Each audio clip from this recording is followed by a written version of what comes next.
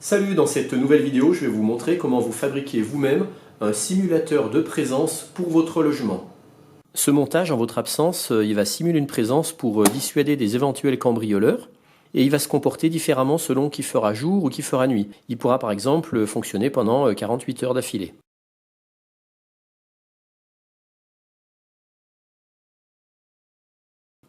En mode jour, il va activer une radio qui créera ainsi un fond sonore.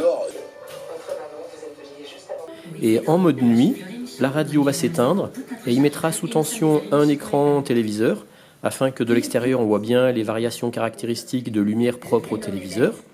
Et il fera s'allumer et s'éteindre alternativement et de façon régulière une lampe afin de, par exemple, simuler le déplacement d'une personne dans son logement.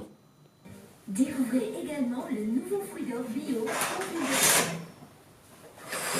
Un muscle dur comme du bois, comme de la pierre, gravure des contracteurs musculaires, pour mener articulaires, quand il fait 9% en 6 mois, dites stop.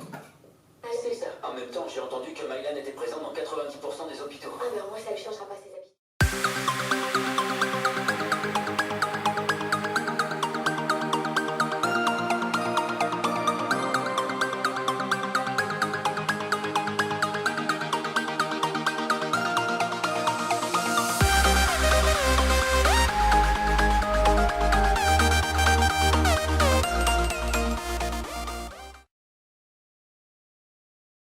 Pour notre montage, on va avoir besoin d'un kit de 3 prises télécommandées en 433 MHz, une carte Arduino avec son cordon d'alimentation, une breadboard, un module RF 433 MHz, une photorésistance et un potentiomètre dont je donnerai les caractéristiques dans le schéma de montage. Alors bien sûr, je sais qu'on aurait pu arriver quasiment au même résultat que ce que je vais faire avec ces simples petits boîtiers programmables, mais bon, la différence c'est que là la programmation est fixe, elle ne va pas dépendre de la lumière reçue, alors que nous, ça va vraiment réellement dépendre de la lumière. Et puis surtout, ça nous donne l'occasion de faire de nouvelles expériences pour se familiariser avec l'Arduino. Voici la structure du programme que j'utilise sur l'Arduino. Au début, j'ai la mise sous tension. Ensuite, j'ai un test pour savoir si je suis en mode jour-nuit. Si je suis en mode jour, j'envoie un signal off sur la prise 2 qui correspond à la prise télé. Et j'envoie un signal on sur la prise 1 qui correspond à la radio. Je laisse une boucle délai de 30 minutes et après, void loop, je remonte en haut pour refaire de nouveau un test jour-nuit. Si je reste encore en mode jour, je garde la prise 2 en position off, la prise 1 en position on, à nouveau une boucle de délai d'attente de 30 minutes et je remonte. Et puis par contre, quand je bascule suite au test en mode nuit, cette fois je mets la prise 1 qui correspond à la radio sur off, la prise 2 qui correspond à la télé sur on, la prise 3 qui correspond à la lampe sur on. Je laisse un petit délai de 10 minutes. Je viens remettre la prise 3 qui correspond à la lampe sur off, ce qui me permet d'éteindre la lampe. Ma boucle de délai de 30 minutes. Et je remonte pour à nouveau tester si je suis encore en mode nuit. Je laisse la prise 3 radio sur off. Je laisse la prise 2 télé sur on. Et cette fois, la lampe repasse sur on parce que là, je l'avais fait passer sur off. Donc ça permet de rallumer la lampe. Un petit délai d'attente de 10 minutes, je réteins la lampe, et ainsi de suite comme ça. Allez, maintenant on va regarder ensemble le schéma de branchement de tout l'ensemble. Ici on a la carte Arduino Uno que j'alimente avec une prise USB en 5 volts. Ici j'ai l'émetteur 433 MHz. Ici j'ai une photorésistance, alors j'utilise une photorésistance de référence GL5528 qui offre une résistance en mode plein jour à peu près de 5K, en mode nuit totale environ de 600K. Donc la résistance va varier en fonction de la lumière qu'elle va recevoir. Et ici j'utilise un potentiomètre que moi j'utilise en mode résistance variable puisque la patte là je ne la relie à rien du tout. Et ce potentiomètre il a une résistance variable qui va à peu près de 1K à 100K. Le fait de mettre ces deux résistances en série, à cet endroit là ça va me permettre d'avoir un pont diviseur de tension et je vais venir récupérer cette tension pour la renvoyer sur l'entrée analogique A0. Et cette tension en A0 sera convertie en valeur numérique par la fonction Analog Read de l'Arduino. Au niveau de l'émetteur du 433, je viens l'alimenter en VCC sur le 5 volts de l'Arduino, le ground sur le ground de l'Arduino, et puis la broche data, je viens la relier à la broche 10 de l'Arduino, puisque c'est de là que va sortir le signal à transmettre en radio. Alors comment ça va marcher ? Eh bien, quand la photorésistance sera dans la nuit, sa résistance sera très forte, donc la tension à ce niveau-là sera très basse, puisqu'on aura une forte tension aux bornes de la photorésistance, on aura une faible tension aux bornes du potentiomètre. Donc ici, on aura une tension basse quand la photorésistance sera en mode nuit, et puis inversement, quand la photorésistance sera exposée à la lumière, sa résistance va diminuer, la tension à ces bornes va diminuer, donc la tension à ce point-là aura tendance plutôt à monter. Après avoir fait quelques tests, j'ai remarqué que la valeur numérique de seuil, qui faisait en sorte que ça marchait plutôt bien, c'était 900. Ce qui fait que quand j'aurai une valeur numérique qui sera calculée par l'Arduino en fonction de la tension qui arrivera ici, quand la valeur numérique sera supérieure à 900, ça équivaudra à un mode jour, et quand la valeur numérique sera inférieure à 900, ça correspondra à un mode nuit. C'est donc cette valeur de 900 qu'on va rentrer dans la fonction test du programme Arduino qu'on va voir maintenant.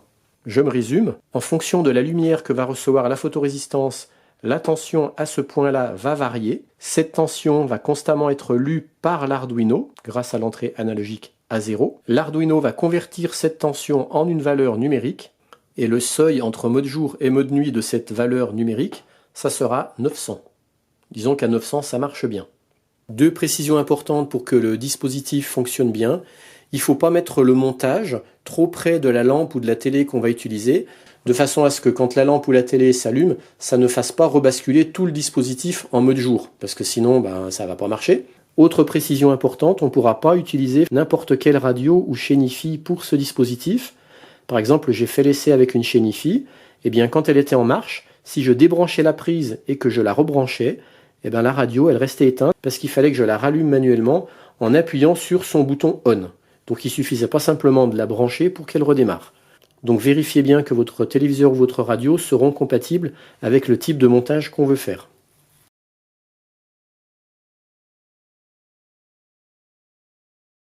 Voici le programme. Dans ce programme, on va utiliser les codes numériques des touches de la télécommande qui permettent d'activer nos prises à distance.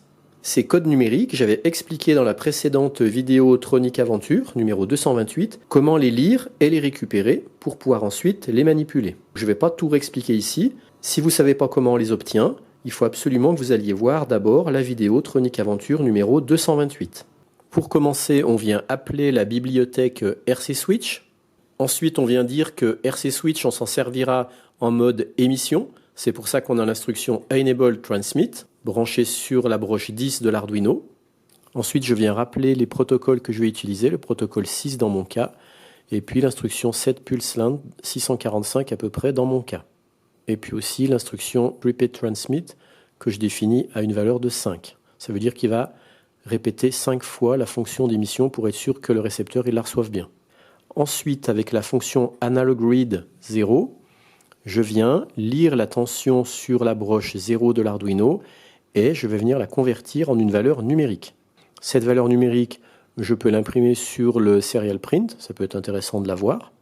Ensuite, je vais avoir ma fonction test avec l'instruction if, et donc je vais comparer la valeur lue Analog Read avec la valeur de 900 pour savoir si je suis en mode jour ou en mode nuit. Si la valeur est supérieure à 900, je suis en mode jour, et si la valeur est inférieure à 900, je suis en mode nuit. Alors là, j'apporte une précision importante. Je voudrais remercier 2 youtubeurs, 2 abonnés de ma chaîne, qui m'ont dit qu'on pouvait utiliser les valeurs décimales aussi bien que les valeurs binaires. Donc effectivement, c'est beaucoup plus simple à manipuler. C'est pour ça que dans ce programme, maintenant, j'utiliserai les valeurs décimales et non plus les valeurs binaires, qui étaient un peu lourdes à manipuler et pour lesquelles on pouvait facilement faire une erreur de frappe. Il faut juste bien préciser que la valeur décimale, elle doit être transmise sur 20 bits.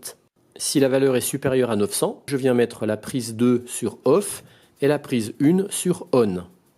Et puis dans le cas contraire, si la valeur est inférieure à 900, eh bien j'ai les 3 instructions qui sont après la ligne else. Prise 1 sur off, prise 2 sur on, prise 3 sur on. Un petit délai de 10 minutes. Ensuite j'envoie l'instruction pour faire éteindre la prise 3. Après, j'ai le délai de 20 minutes et après, on reboucle, on remonte tout en haut du programme. Tout en bas du programme, j'ai mis en commentaire les valeurs décimales pour chaque prise selon son état. C'est pour ça que j'ai, par exemple, dans mon cas, le on de la prise 1 correspond à la valeur numérique de 720 913. L'état off de la prise 1 correspond à la valeur de 720 896 et ainsi de suite pour toutes les prises et leur état on-off. Mais là, c'est juste du commentaire. Alors malheureusement, comme YouTube refuse les chevrons dans ces zones de saisie de commentaires, eh bien là, je vais vous mettre en zone de commentaires sous ma vidéo tout ce programme, sauf le symbole supérieur, puisqu'il ne l'acceptera pas. Donc vous pourrez faire un copier-coller de tout le programme, mais par contre, il faudra juste que vous rajoutiez, vous, à la main, le signe supérieur dans le programme pour que ça marche. Voilà, cette vidéo est terminée. Pour ma part, je vais continuer à découvrir ce petit module RF433. Je voudrais arriver à faire communiquer deux Arduino ensemble par liaison radio, de façon à ce que l'un puisse envoyer à l'autre des informations par liaison radio grâce à ce petit module RF433. Dès que je suis arrivé à quelque chose, promis, je vous le partage en vidéo. N'hésitez pas à vous abonner, à cliquer sur la petite cloche pour être averti de chaque nouvelle vidéo qui sort sur ma chaîne. Et puis moi, je vous dis à bientôt pour de nouvelles Tronic Aventures. Allez, ciao!